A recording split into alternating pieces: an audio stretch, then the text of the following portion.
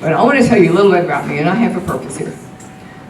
Like Ed, I grew up in a real estate family. We bought junky houses and we fixed them up. 7 of us in my family. We fixed up the houses, we paid cash for them.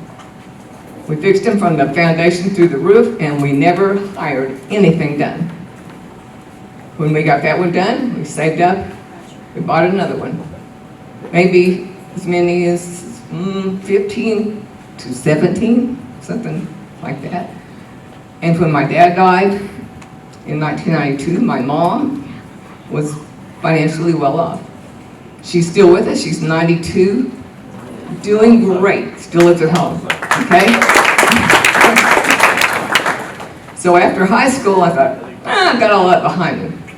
So I was going to, had to make a living. Well, what do I know? I know construction. So I started a construction company. And I did that for years and years and years, while going to college at night. I earned my 4-year degree at night. I earned a master's at OCU at night. So when I got my master's, I'm like, where do you go from here? Well, I need to get a doctorate. So I shut down my business. I applied to 3 law schools. I got accepted at all of them, and I picked OU. I sold my car collection. I rented out my house in Nichols Hills, and I went to law school. Afterwards, I got great law practice. Making lots of money, moved back into my house in Nichols Hills, revamped it. I've got a 401k, I've got everything going for me, right? And then I started thinking, oh, I'm getting older. What's going to happen when I retire? I'm the only money maker. What's going to happen? I'm looking at my savings, looking at my assets. I better do something about this situation, because I'm getting older, right? And then the light bulb comes on, like, wow, why don't I do what my father did? He invested in real estate. And it occurred to me later, his why was so that if something happened to him, my mom wouldn't be destitute. She had no way to make a high school education. She didn't have a way to make money to live. She was getting older too. My father, with a 6th grade education, figured out that real estate investing was the best avenue to wealth. And we, as kids, why are we working as hard? Why are we doing all this? We're children, they're making us work. And I didn't realize at the time how much I was soaking in of all that.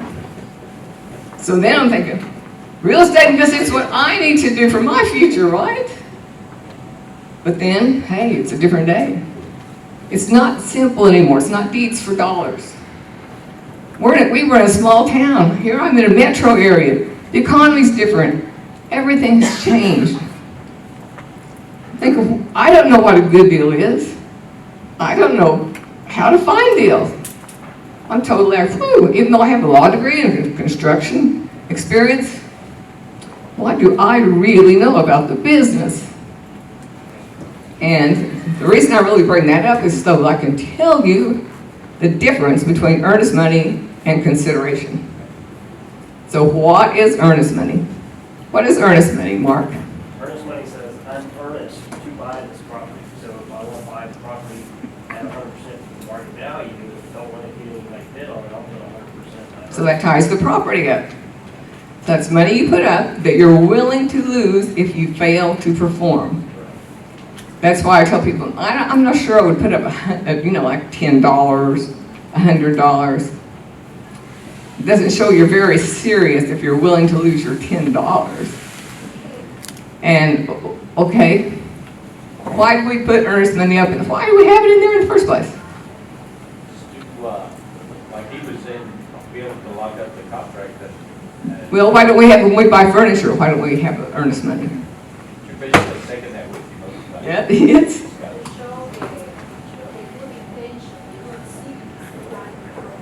Yeah, unlike a sofa or something like that, you can't do it right away, right? It's an executory contract, it takes time. You're tying up a very valuable piece of property, so you have to be very serious. Is it necessary to have it in there? No. but people like it in there to show that you're going to perform. You're going to close on the property. Because do people change their mind?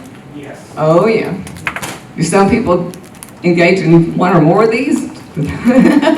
One seller signed 2 or 3 contracts, it just keeps getting better. I just keep getting more money. I will talk about that another time. But so people say, well, I've got to have the earnest money. My lawyer said the earnest money, if it wasn't in there, it wouldn't be legal. It would be, but he's probably meaning the consideration. And you have to have, because I've seen a prominent wholesaler that didn't have a date of closing, time of performance. You can leave it a specific date, or you could have a mushy date that says when 30 days after title is cleared, 10 days after title is cleared, or depending on whatever event, financing, or it could be inspections. But you have to have some type of a date indicated. Now, when your contract is completed, where do you file it? Anybody? You do not file it. Now, people ask me that all the time, where am I supposed to file it? Now, who has to sign the contract? Both parties have to sign the contract. It's not fully executed until both parties sign the contract. Does it have to be notarized? No. Does not need to be notarized. I get that all the time. So that's just a little overview of the contract. Contracts is a 1-semester course in law school, right? And it's pretty complicated. It can get pretty hairy. I've actually heard you don't have to register the contract, but I've had people file notice of interest. If they have a contract and they're afraid of the deal, they'll file a notice of interest. You don't, you can file an affidavit of equitable interest. You can attach the contract, but you don't have to. Now, the affidavit does have to be notarized. So that shows the world, I've got a contract on this. Don't think you're going to come and bump me out and get the property. So I always tell my wholesalers, file, if in doubt at all, file your affidavit. We'll talk about later why that can cause a problem. The next item is when you go to closing, you're going to be dealing with getting a deed. The 3 main types of deeds is a special warranty deed, a regular warranty deed, and a quitclaim deed. You all have heard of that because that's simple stuff, right? So Ed, tell me, would you prefer a regular warranty deed or a special warranty deed? The special warranty deed means I didn't mess it up while I had it. If you go to an auction, you're going to get a special warranty deed, which means when that company had it, and if they did have it, whoever had their name last, they didn't mess it up. They're not guaranteeing forevermore. If you get a general warranty deed, that means it's good against the world forever, from the time they owned it to the time they sell it to you. Before that, it's going to be good. Does that mean it always is? No. They hope it is. Stuff happens. We have quitclaim deeds. It just means whatever I have, I give to you. Which may be nothing, because I could quitclaim deed Golden Gate Bridge to you. What would you be getting? Now, we have our warranty deed, county treasurer's deed, sheriff's deed, foreclosure. The county can also sell property to you. There's a transfer on death deed. We'll talk about that another day. But so, what is this? It's your abstract. People confuse the abstract and the deed. This is full of deeds. It's also full of a whole lot of other stuff. This is the documents, the written documents of everything that's happened to that property since the land patent in the late 1880s, 89, whatever. So everything that's happened that's affected that property is going to be in this deed. And most of them are thick like this because there's been a lot of transactions. They are very expensive to replace. And we are a state that does make you have to rebuild these, what, 2,000, 1,500, depending. So I've seen thin ones, I've seen really, really thick ones too. So if there's been a divorce, a bankruptcy, a probate, any kind of conveyance, liens, judgments, all kinds of stuff's in there. Stuff dealing with the minerals. What else? I know these are interesting to look at. There's a little history book right here. So when someone says you need a quiet title, when would you need a quiet title? Do you have any idea? I always say the smart-ass answer is, you need a quiet title when the title company says you do. Because why? They're the gods over the insurance. You're not going to get insurance until they're satisfied that every piece of paper in here is correct and not affecting title in an adverse way. And these can be, quiet title can be simple, they can be hairy, they can be cheaper, they can be really expensive. So when you guys buy a property, I would just tell you, especially if you're newbies, just don't do a table closing. Even when my dad would give dollars for deeds, we would always ride to the Kingfisher County courthouse and look up everything, make sure we're getting good title. It's a little harder now. I don't trust I check, but I would never even trust my own research to say you got perfect title. And I don't issue insurance anyway, but I would never tell her, do a table closing, you're good to go. Oh, you never know what I could be missing.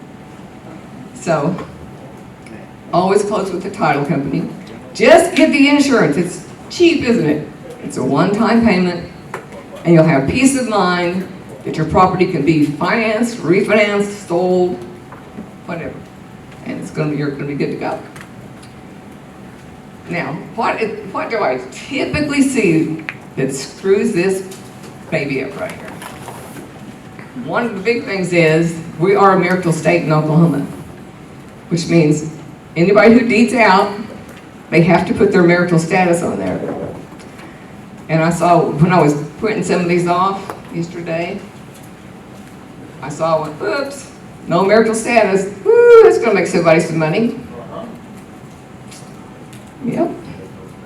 So if you do, and I had a girl call me Friday, I'm doing a deed for these people, and she had some questions, and I had a question. She said, I think I'm good to go now. I think I got it. I said, wait. Did you put the marital status of the grantor? No. I don't even know if they're married or single. I don't even know. I said, well, you better find out, because you have to put it on there. And you better, make a note somewhere who they are, because when they deed out, they both have to sign off on it. Oh, she's going to be the one name. No. They don't make it a future problem. And you know what? When you download from the state, they have forms. The county treasurer, the assessor, that has all of the deed forms. Behind the grantor, they should have a paren, must put marital status. But they don't have it on forms, so you're not really reminded every time to put that on there. Big problem. I think the next thing I see is, and I don't know why the county assessor allows them to file a deed that's not properly notarized. Sometimes they catch it, and it's not really their job to examine it and catch problems and tell you about it. Because they're not lawyers, they're not really authorized to practice law or tell you what you need to do, but they actually do help people fill out deeds. But I see things that aren't notarized properly, not because they're not signed. People don't sign as managing member of blah, blah, blah, LLC. Or they don't sign as guardian for, attorney in fact for. That type of thing is omitted, and that's a no-no. If you buy property at the annual tax sale, you will always need to do a quiet title. So just factor that in. Minimum $2,000. It could be a lot more, because I've done it myself. They have 12 to 15 defendants. Sometimes they just have one or two. So when you have to notify all those people, it's a lot of mail outs, it's a lot of homework. And sometimes It's IRS. You have to notify the U.S. Attorney General and the Western District Attorney General. get a little hairy. But you know what? I've never had the U.S. Attorney General enter an appearance. And some of those IRS liens go away. I've also had, here's a common one. And have you encountered this? An unreleased mortgage? Maybe they're really, really old, but maybe it was a family member or acquaintance, or maybe the seller that will carry the note. And they paid it off, and then the person dies, and no one ever released it. Well, guess what? The only way to cure that is to do a quiet title. You remember that girl from Family Title that came to one of the meetings, and she said, quiet title is the investor's best friend because it will clean it up. Now, what it won't do is make a valid judgment go away. If there's a valid, good judgment from a court case or something like that, it's not going to go away. You still have to pay it. The only way you can make it go away is freaking pay it. And it better not be something like an old car loan gone bad. They make you pay for even when they get the car back, they're going to make you pay $15,000 or $20,000 plus all the interest and I saw one the other day that it mushroomed into almost $50,000. Screw that deal. Yeah. I had one the other day where an heir to property went ahead and deeded out before the probate was done. He went ahead and deeded out the property and took money from these poor people. It was only $11,000, but hey, they thought, oh, we're getting this house for $11,000. So I said, well, I finished the probate. I got the property sold, gave him a crappy PR deed because he wasn't entitled to do. So fast forward about 18 years, these people are ready to sell. Title company says, no, you don't own this property. And they tell me to fix this. And you know how they told me to fix it? They said, you need to finish the probate. Oh, well then that means it's going to end up in the other people's names. And this lady's already paid for it. Ooh, she's not going to be happy about that. And I'm okay, let me think about it. There's another quiet title. It's called adverse possession. And it's still the law in Oklahoma. If you possess property, openly notorious, we have this in law school, all those factors, 15 years in Oklahoma, you can apply and get real title to that property. Well, she had treated it as her own, open, hostile, to everybody who actually would have come into title. Anyway, she met all the elements, so I filed it as adverse possession. She got in title, she was able to close, and she ended up having a good deal. But that's another deal. She closed outside the title company. They would never have let her close on that. Here's one. Oh, well, if you have state or federal tax liens, you're probably going to have to pay them. You might negotiate them. I have not had luck in negotiating them. But there's a statute of limitations, kind of an informal. On the state level, it's 10 years. On the federal level, it's 10 years, but there's so many inroads, I wouldn't count on it. But it'll all be fleshed out in the quiet title. So if you don't just simply go pay them, you might get it eliminated through quiet title. So it's worth a try. I mentioned earlier about the affidavit of equitable interest. We've had to sue people because they would not release that. They get all mad on them. Won't go release it. So I wouldn't suggest, if they ask you to do it, sometimes you can exact a few $1,000s to release it because it's way cheaper than them suing you for a quiet title. It might go on and on. So now here's an interesting nugget for you guys. Mechanics liens. You all know what they are, right? If somebody doesn't pay for the roof or whatever, so these people can go put a mechanics lien on your property. Then when you go to sell it, oh no. Well, our friend Stephen, he was actually at the bank and going to refinance and pick up his money, and they said, oh, we see there's something your title company missed, it's called a mechanics lien, it's $15,000, so we're not going to give you any money today. Oh, I better call my attorney. What am I going to do about this? Well, when was this put on there? I said, a couple of years ago. I said, well, it's no good anymore. He said, well, they don't buy that. So I copy the statute, fax it to them, they go, oh, they expire in 1 year. That's right. And they cannot be renewed. Okay, here's your money. A simple phone call, clear it up. So mechanics liens, don't be afraid of them. If they're more than a year old, they're stale.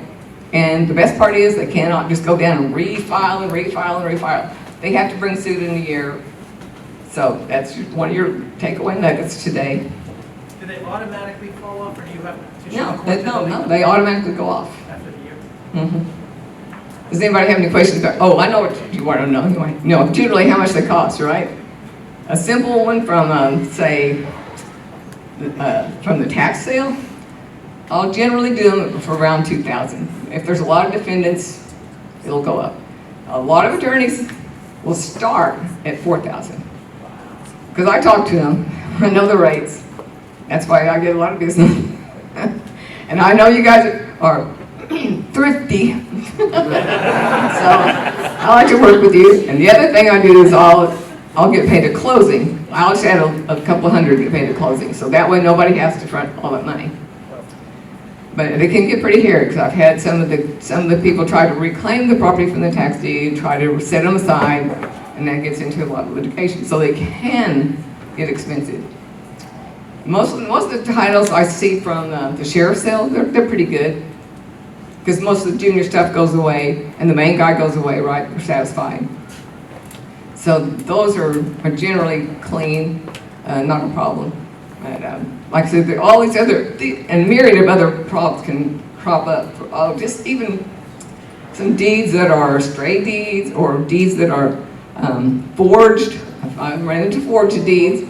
This guy had a stepdaughter he didn't care for much. And I guess she got the house and the divorce from Sonny Boy. So she gets in a bad car wreck, and he goes down and deeds the property to him and her as joint tenants. And so he was so sure she was going to die, and she would never realize about the forgery. Well, she pulled through, and she did just fine. And she didn't know about this. Does the county tell you anytime somebody files something against your property? Well, they will if you fill out this little card they have now. So just keep that in mind. There's a little card down there, and they'll tell you anytime anything like a mechanics lien's filed. They're supposed to notify you. Do they know? So anyway, she pulled through. She went to sell the property, and she goes, I go have coffee in this coffee shop every day, and she's like, I found that my stepfather or it's a father-in-law that did this. And it's got to be forged because I was in the hospital and I was blah, blah, blah. I said, okay. So I took that on for free, and we were able to show it was a forged document. And he got an attorney, was going to try to fight it, and he said, you idiot, you better do that back.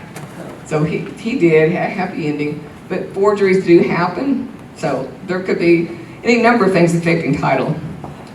If anybody had, Is it necessary to do a sheriff's sale, quiet title on sheriff's sale? no, most of the time those are okay.